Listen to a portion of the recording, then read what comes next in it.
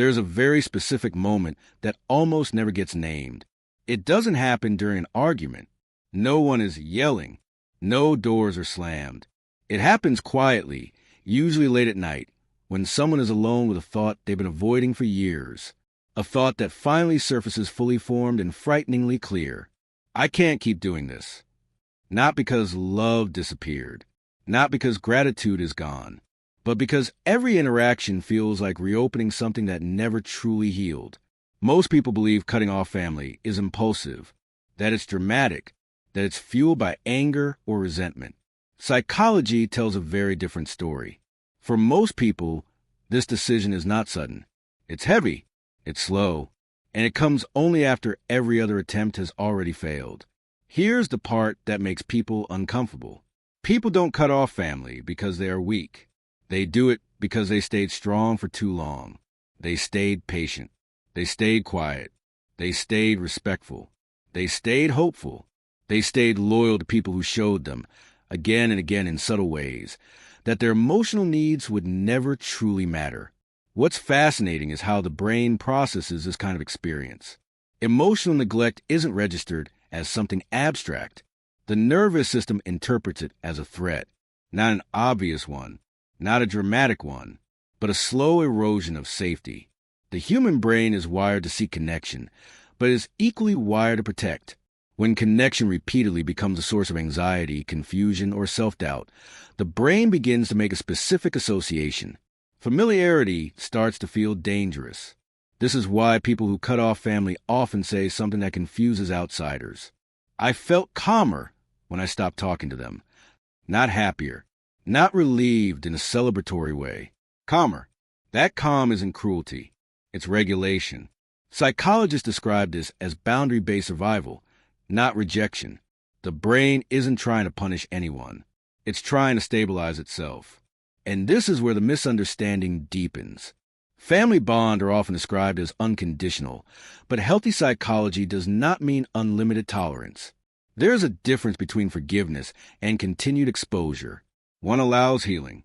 The other quietly reopens the same wound over and over again. Many people who choose distance don't actually want separation. They want safety without conditions. They want conversations that don't require shrinking. They want love that isn't tied to obedience. They want space where their identity isn't treated like a problem that needs fixing. When those needs are repeatedly dismissed, something shifts internally. First, the mind tries compromise, then explanation, then silence, and finally absence. What rarely gets discussed is how painful that absence actually is. Cutting off family doesn't erase attachment. It suspends it. The emotional bond doesn't disappear. It goes underground. This is why people still think about them on birthdays, still feel an ache during holidays, still wonder late at night if things could ever be different. If they didn't care, it wouldn't hurt. Psychologically, this is called unresolved attachment. The relationship ends structurally, but not emotionally. And unresolved attachment often produces guilt, not because the choice was wrong, but because humans are conditioned to believe that loyalty equals morality. Many of us grow up learning that enduring family pain is proof of character, that staying, no matter the cost, is virtuous. So when someone leaves, even protect themselves, the mind asks a harsh question. What kind of person does this make me? This creates a powerful internal conflict. On one side, there is peace. On the other, shame. And the brain struggles to hold both. Research on emotional boundaries shows that people who distance themselves from family often experience greater emotional clarity alongside increased self-doubt. They replay conversations. They question their tone. They wonder if they were too sensitive, too rigid, too demanding. But here's the psychological truth that doesn't get enough attention. People who cut off family almost always stayed longer than they should have. They tolerated patterns that slowly eroded their sense of self. They accepted explanations that minimized their feelings. They waited for accountability that never came. The final decision rarely follows one explosive event. It follows a realization. This isn't a change. That realization isn't dramatic. It's devastating because it requires grieving not just what was, but what was hoped for. And grief fundamentally alters how the brain relates to connection. Neuroscience shows that unresolved grief increases sensitivity to emotional risk. The brain becomes hyper-aware of disappointment. Distance becomes prevention, not punishment. Another common misconception is that cutting off family means forgetting the past. In reality, it often means remembering it too clearly. It means recognizing patterns that once felt normal, but now feel harmful through adult awareness. As children, we normalize what we're given. As adults, we name what we experienced. And naming changes everything. What happened becomes how it affected me. Once that shift occurs, it can't be undone. Clarity forces a choice. Do I continue participating in a dynamic that costs me my peace? Or do I accept the pain of distance in exchange for emotional stability? Neither option feels good. One simply hurts less over time. Here's something rarely acknowledged. People who cut off family are often deeply relational. They care intensely. They feel deeply. Emotionally detached people don't wrestle with this decision. Emotionally aware people do. The same sensitivity that creates empathy also makes prolonged emotional harm unbearable. And that sensitivity doesn't disappear after separation. It redirects. Many people invest that care into chosen family, friendships, creative work, or inner growth, not as replacements, but as adaptations. Psychology refers to this as relational reorganization. The mind restructures where it feels safe attaching. Over time, these individuals often develop stronger boundaries across all relationships. They become more intentional, more selective, more aware of early warning signs. Not colder, clearer, but even when the decision is right, loneliness often follows. Society offers very few scripts for grieving someone who is still alive but no longer emotionally safe. There are rituals for death, language for breakups, frameworks for divorce, but little guidance for this kind of loss. So people grieve quietly, in unexpected moments. A familiar song, a childhood memory, a phrase that once felt like home. Sometimes they wonder if distance means failure. Psychology suggests something else. Sometimes distance is the most honest form of self-respect. Not every relationship can evolve with awareness. Not every bond survives clarity. And that doesn't make anyone a villain. It makes them human. There is a persistent myth that healing requires reconciliation. In reality, healing often requires integration, understanding what happened, accepting what cannot be changed, learning to hold love and distance at the same time. This is where the story becomes more complex.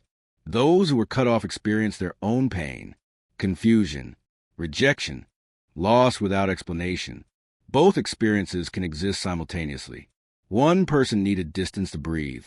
The other experienced that distance as abandonment. Psychology doesn't take sides. It examines impact. Intent does not erase effect. Effect does not erase intent. This is why family estrangement is one of the most layered emotional experiences a person can have.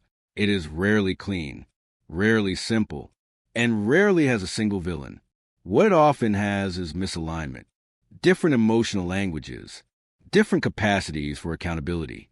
When those differences remain unaddressed for too long, silence becomes a final option. Eventually, nearly everyone involved asks the same quiet question: could this ever change? Psychologically, the answer isn't about time. It's about pattern interruption. Without awareness, reflection, and changed behavior, time alone doesn't heal. It simply adds distance. That distance may harden into permanence or soften into possibility. The difference depends on whether emotional safety becomes more important than being right, whether listening replaces defending, whether curiosity replaces control.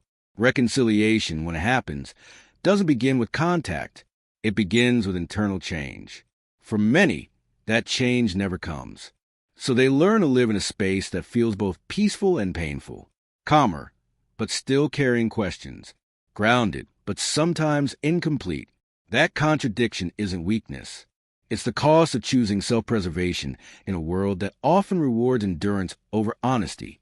After the silence settles, another process begins: identity.